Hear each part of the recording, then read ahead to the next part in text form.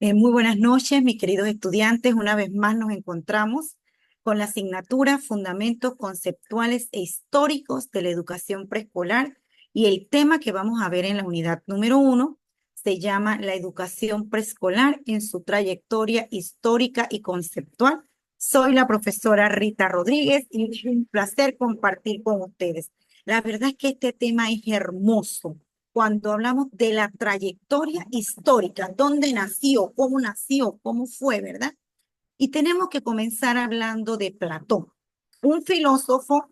¿Y saben qué me llamó la atención al estudiar este devenir histórico? Que la mayoría de los filósofos eran de clase económica alta, porque en aquella época solamente estudiaban los varones y aquellos de clase alta, y para ser filósofo había que estudiar durante 20 largos años, y aquí tenemos a Platón. Platón decía que era principalmente había que educar el alma, porque él creía que si la persona conocía la parte ética, se le formaba la parte ética, la parte moral y sus valores, íbamos a tener una persona realmente con un conocimiento genuino. Por lo tanto, había que educar el alma, no solamente la parte teórica. Vale la pena recalcar que en estas épocas la educación se hacía en las casas, la gente es adinerada y a través de la palabra hablada, ¿verdad? Aristóteles, que era de la misma línea de Platón, también procediente de una familia de economía alta, también estaba convencido que si no educábamos la mente, el alma y los valores del individuo, no había educación. Ese es uno de sus mayores aportes al plano educativo, ¿verdad? Él dice que debemos formar el alma y el carácter de las personas. Ahora tenemos aquí a Immanuel Kant. Hago la salvedad que era el único de economía baja, ¿verdad?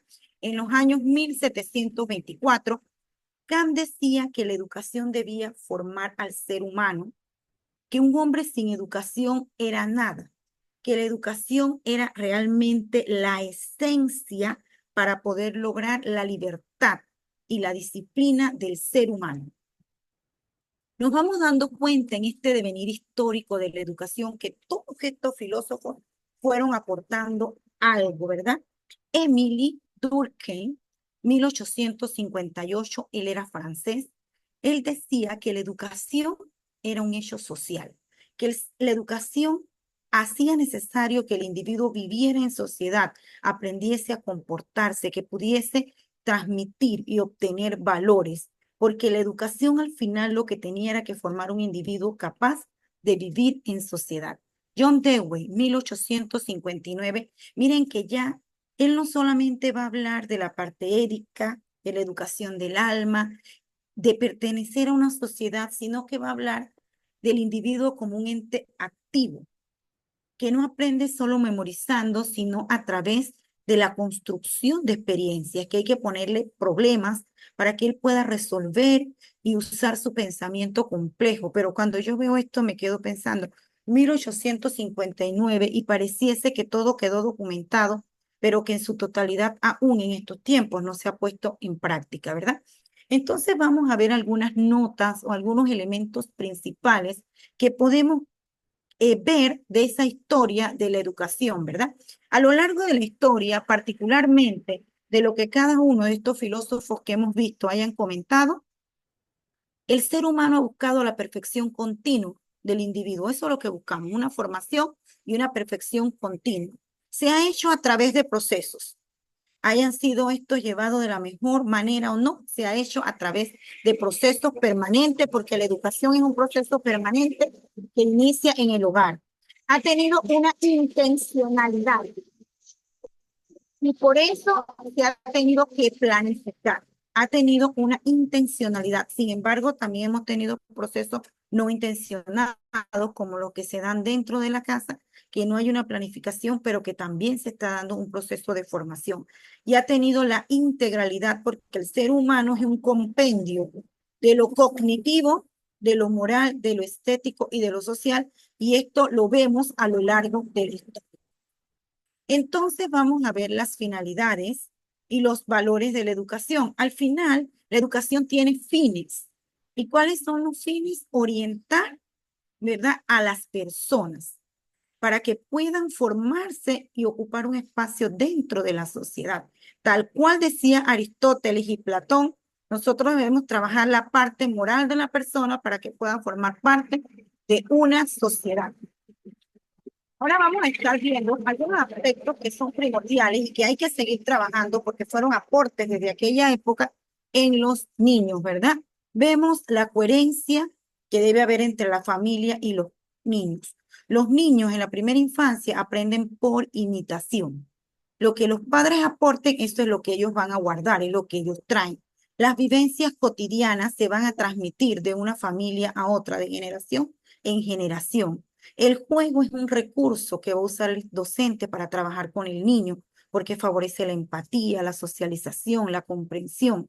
El autocontrol y los hábitos se deben guiar y se deben ir corrigiendo en el niño para que él pueda ser una persona autónoma que tome decisiones. Y las estrategias o actividades en los niños deben hacerse de manera lúdica a través de cantos, porque es un ser activo, ¿verdad? A continuación vamos a seguir viendo otros exponentes de la educación que han ido marcando estas características que hace un momento hablamos, ¿verdad? Vamos a comenzar hablando de lo que es la educación infantil. ¿Qué es la educación infantil y realmente cuál es su función? La educación infantil se da en la primera infancia, de los 0 a los 6 años. Ya se sabe que el niño desde que está en el vientre de la madre, al estimularlo, ya tiene capacidad de formar, ¿verdad? Conexiones neurológicas que significa aprendizaje. Completamente, la familia es quien comienza ese proceso de formación del niño de manera informal, pero en la escuela la maestra va a revisar esa ruta del desarrollo, eso que la familia le trabajó al niño y de ser necesario le va a potenciar aquellas cosas de su familia por su desconocimiento en un momento determinado tal vez no le trabajó. Ahora vamos a ver los momentos y los hitos de la educación inicial, ¿verdad? Vemos que en el siglo XVIII predominan las instituciones asistenciales para huérfanos. La educación preescolar comienza con instituciones como asilos, salas de custodia, pero solamente era para los niños vulnerables porque eran huérfanos, porque eran muy pobres, pero no estaba abierto a todo el mundo, ¿verdad? En el siglo XVIII y ya en el siglo XIX se da lo que es la revolución industrial, cuando por primera vez la mujer sale al mercado laboral porque aparece el dinero, aparecen las primeras máquinas y se requería que los niños estuviesen cuidados en algún lugar. Entonces es aquí donde los pobres ingresan a las escuelas, pero a los chicos en el preescolar se les trabajaba solamente el cuidado, tipo guardería. Pero recordemos que también en este siglo se da la ilustración, que es la época en donde descubren que había que formar habilidades como lectura, cálculo, escritura en el ser humano para que todas las personas pudieran aportar y trabajar utilizando las grandes máquinas y la atención al público, ¿verdad? En 1838 vemos que por primera vez se comienzan a abrir las escuelas de párvulos. En 1837, por Frederick Froebel, que es considerado el padre de la educación preescolar, es quien por primera vez comienza abriendo lo que se llamaba kindergarten. Actualmente todavía le decimos kinder acá, ¿verdad? Por Frederick Froebel, pero a nivel en Europa, Frederick Froebel, y en Europa también, específicamente en España, en 1838, Pablo Montesino funda la primera escuela de párvulos, ¿verdad? Vemos también que en el año 1857 ya se crea la ley Moyano, donde se hace referencia y se hace legal lo que es la educación de párvulos en España. En el siglo XX se mantiene todavía ese enfoque asistencial, o sea, tipo guardería, cuidando a los niños, pero no exactamente trabajando la parte cognitiva. Si vamos a la historia específica de Panamá, en 1903 se abren las primeras guarderías a cargo de la alcaldía, ¿verdad? ¿Y quién fue la promotora? María Osa de Amador. Entonces vemos que en 1970 la Ley General de Educación introduce ya lo que es la educación preescolar con un enfoque de preparación para la primaria. En 1970, 1980, ya la gente comienza a comprender que era necesario formar a los niños, porque al inicio los papás sentían que pobrecito, que muy pequeño, que no lo mando, pero ya comienzan a crearse muchos más centros, ya que las personas ven la necesidad de crear y de formar a los niños, ¿verdad? En 1985 se da un plan experimental de educación infantil donde se da la renovación pedagógica y los diseños curriculares. Como anteriormente era guardería, solamente se le daba comida y se le daba un lugar seguro al niño. Pero ahora, a partir de 1985, se hace un programa de estudio donde ya lo hacen como más formal y ya preparan docentes para que puedan atender a esta población. En 1990 se reconoce la educación infantil como etapa educativa para tener un valor en sí misma, ¿verdad? Entonces vamos viendo todo ese devenir histórico y vemos aquel niño, ¿verdad?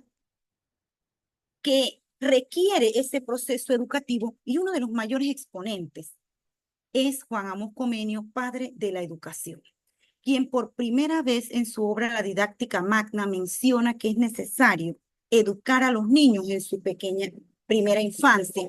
Vemos el filósofo John Locke, quien decía que el niño era una tabula rasa, que el niño nacía sin nada en su mente y la maestra era capaz de escribir todo lo que ella quería en esa cabecita, por lo tanto todos podían aprender lo mismo. Imagínense, eso fue en los años 1600 y él era defensor a que el niño había que trabajarle la disciplina rigurosa y la autonomía, pero fueron saliendo a flote diferentes tipos de exponentes o pedagogos como Jacques Rousseau, un filósofo que él dice hay que respetar la naturaleza del niño, hay que respetar su aprendizaje libre, hay que respetar su ritmo de aprendizaje, él es un ser activo, no podemos pensar que nace sin nada en su cabecita. Él hereda lo que sus padres le han mandado como una dotación genética, ¿verdad? El niño hay que dejarlo explorar, observar. Unido a este pensamiento viene Henry Pestalozzi, quien dice también, ¿verdad? La educación tiene que estar basada en el amor en la primera infancia, en la observación. El maestro es una guía, no una autoridad que reprime al niño. Vemos a Frederick Froebel, el padre de la educación preescolar, quien introduce por primera vez el juego. Él dice, el niño aprende a expresar expresándose, el niño aprende jugando y eso se mantiene hasta nuestros días. ¿Y por qué no hablar de María Montessori, la primera médico psiquiatra del mundo, una italiana que creyó que todo niño podía aprender, particularmente de su condición de discapacidad, y por lo tanto ella elaboró materiales específicos para cada caso y para cada niño y creó la Casa del Bambini, donde tenía materiales adaptados para que los niños aprendieran. Celestín Freinet, otro pedagogo que resalta en la historia de la educación preescolar, donde él dice que no se puede enseñar de manera tradicional y repetitiva y autoritaria al niño, que al niño hay que enseñarlo a aprender a hacer haciendo, experimentando en un ambiente de amor. Rudolf Steiner, un filósofo y educador austriaco, él veía la educación infantil de una manera tan importante que él decía que teníamos que respetar sus etapas de desarrollo. Y nos estamos dando cuenta que no se respetan. Usted encuentra maestras de preescolar trabajando contenidos de primer grado cuando hay un programa que fue elaborado precisamente por estas personas que han investigado, que han estudiado, ¿verdad? Y que dicen que al niño se le enseña jugando. Pero sin embargo, a veces nosotros comenzamos a trabajar contenidos que no son propios de la edad de una manera autocrática y no respetamos el ritmo madurativo y de aprendizaje del niño. Howard Gardner, inteligencias múltiples. Él nos sustenta que los seres humanos tenemos 9 tipos de inteligencia, que cada uno accesa al conocimiento de una manera distinta y que le es más fácil aprender de una manera diferente o demostrar sus conocimientos de una manera distinta. Les doy un ejemplo. Hay chicos que aprenden mejor cuando ven y por lo tanto demuestran mejor sus aprendizajes cuando dibujan. Hay niños que aprenden mejor cuando tienen contacto con la naturaleza, al aire libre, cuando se les permite experimentar. Entonces, cuando vemos este tipo de inteligencia, nos damos cuenta que a veces a todos queremos enseñarlo de la misma forma y de la misma manera. Y ya para concluir, tenemos que decirles que la educación preescolar ha evolucionado de ser una labor asistencial, de solamente cuidado, darle comida y protección al niño, a ser reconocida como una etapa fundamental dentro del sistema educativo. A lo largo de la historia, diversos movimientos sociales, avances legales y aportes pedagógicos han consolidado la importancia de los primeros años para el desarrollo integral del niño. Hoy la educación infantil es entendida como un espacio que fomenta el aprendizaje, la socialización y la formación de valores, siendo clave para reducir desigualdades y preparar a los niños para un futuro académico y personal. Muchas gracias. Que descansen y que tengan buenas noches.